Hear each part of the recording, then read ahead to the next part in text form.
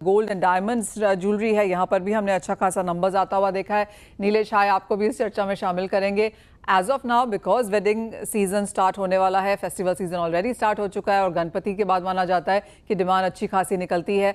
आपने as of now अभी तक यहाँ पर किस तरह का बाजार देखा है? Well, first of all, thank you, Manisha, for having me. Manisha, the thing is that अपने जिस तरह से in the last IIGS show जो हुआ है, एक B2B शो होता है for the local market, और जिस तरह से वहाँ पर गोल्ड की कंजम्पशन हुई है, जिस तरह से सिल्वर की कंजम्पशन हुई है, और गोल्ड ज्वेलरी और डायमंड स्टडेड ज्वेलरी जो ऑर्डर्स आए हैं इस फिनोमिनल।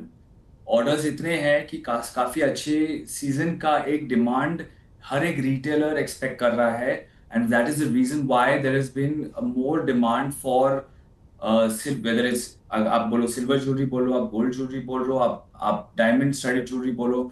ऑर्डर्स उस शो में बहुत अच्छा हुआ है as compare to the last year. तो अब last every year on year compare करोगे तो from a consumption point of view अच्छा खासा है। तो रिटेलर्स आर एक्सपेक्टिंग कि भाई अच्छा खासा सेल होगा अभी सीजन टाइम में, and that's what we even see in this local domestic question. The only thing which is got affected unfortunately is the जो टैरिफ अपने जो टैरिफ लगे हैं उस वजह से अपने जो एक्सपोर्ट बिजनेस है, that is what is been unfortunately affected. Because the retailer जो यूएस में बैठा है वो जानता ही नहीं है कि मैं कितना ऑर्डर दे सकूं, क्योंकि आज 25% अगर कोई चार्ज कर रहा है और उसके बाद अगर सेकेंडरी टैरिफ आते हैं जो 50% पे आता है, वो दोनों कंबाइन करके 50% कोई बिजनेस में है ही नहीं। तो वो चीज के लिए अब यूएस का consumption is a question till it gets sorted with geopolitics. वो जियोपॉलिटिकल जो भी सिनारियो है वो किस तरह से सॉर्ट होता है, किस तरह के अमाउंट्स आते हैं, that will be a problem. But if you ask me domestically, domestic consumption और orders have been pretty strong, और वो आगे भी बढ़ते हुए मुझे अच्छा ही दिख रहा है, अमाउंट कोई कम नहीं दिख रहा। ओके नीलेश, मैं आपसे दोनों ही चीज़ें आपने यहाँ पर बात करी है, पर मैं पहले डोमेस्टिक देख लेती हूँ। Gold jewellery, lower caratages, light weights, diamonds, क्या चीज़ बेटर होता हुआ देख रहे हैं आप?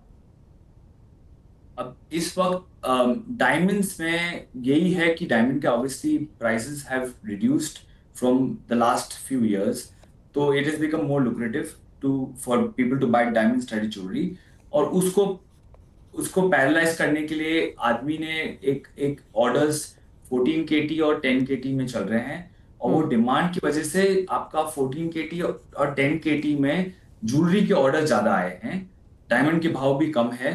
सो उस वजह से आपका domestic consumption of diamond and diamond stud jewellery has been decent enough, और अच्छा खासा कंजम्पशन दिख रहा है, और हमको जिस तरह से मूवमेंट दिख रही है it's much better than last year. Oh, that's good to know. Tariffs की आपने एक बात करी, और जी हाँ, as of now where we stand 25% का टैरिफ लग चुका है, और ऐसा मुश्किल लगता है कि हम वेडनेसडे जो कि 27 अगस्त है, जब से हम 50% टैरिफ पे काम कर रहे होंगे, वो एज ऑफ नाउ कोई मूवमेंट वहाँ पर होगी ऐसा फिलहाल नहीं लगता। तो एक बार तो इंडिया को वो हिट आएगा।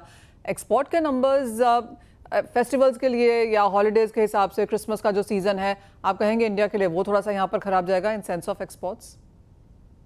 देखो सर, पहले तो अंडरस्टैंड कि यूएस का कंजम्पशन का टैरिफ का जो 50% हो, या वो सेकेंडरी टैरिफ हटके कल 25% हो, वट एवर तो सिचुएशन लैंड्स अप बिकमिंग, जो भी बन जाता है, जो फाइनली जो भी टैरिफ एक जियोपॉलिटिकली डिसाइड होता है, उससे ये होगा कि US end of the day tariff भरता कौन है? टैरिफ आदमी देता है एंड कंज्यूमर।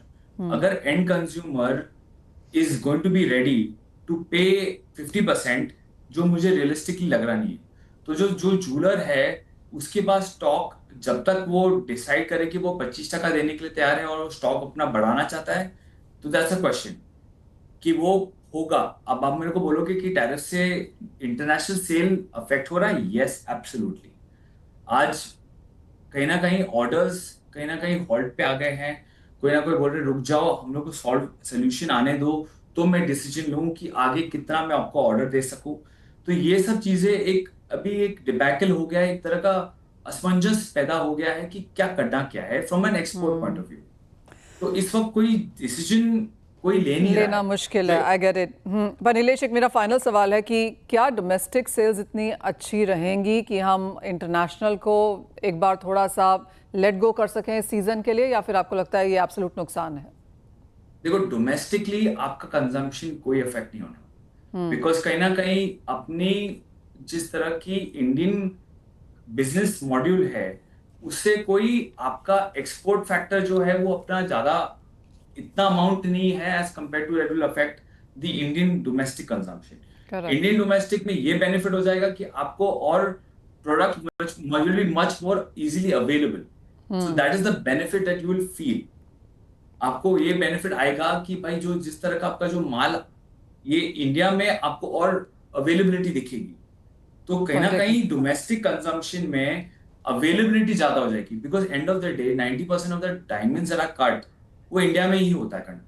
तो फिर आपको यहाँ पर जो एक्सपोर्ट बन के स्टार्ट होके जाता था वो कहीं ना कहीं अभी थोड़ा होल्ड पे आ गया है, और वो अवेलेबिलिटी आपको इंडिया में मिलेगी, इंडियन मार्केट्स में आएगी। एब्सोल्युटली। और जो दूसरी कंट्रीज हैं जो यूएस को एक्सपोर्ट करती हैं, जिसके लिए यूएस कंज्यूमर को वो हाई प्राइस नहीं देना होगा, शायद वो ज्वेलरी हम बेहतर जाता हुआ देखेंगे। तो इंडिया एब्सोल्युटली एक बैकफुट पे है यहाँ पर, लेकिन शायद इंडियन कंज्यूमर्स के लिए एक पॉजिटिव और एक्सपेक्टेशन यही है कि हम वो टैरिफ्स यहाँ पर बहुत जल्दी थोड़ा सा रैशनलाइज होता हुआ देखेंगे। वेल, जहाँ तक इंडियन मार्केट्स की बात है, बेहतर नंबर्स हैं। एक्सपोर्ट्स के लिए ऑफकोर्स एक पेनफुल पीरियड है यहाँ पर, लेकिन बहुत शुक्रिया किशोर जी, नीलेश जी, दोनों का ही साथ जोड़ने के लिए और वो पूरा का पूरा मार्केट हमें समझाने के लिए। वेल, इसी के साथ एक ब्रेक का वक्त है, लेकिन आप बने रहिए हमारे साथ CNBC आवाज़ पर।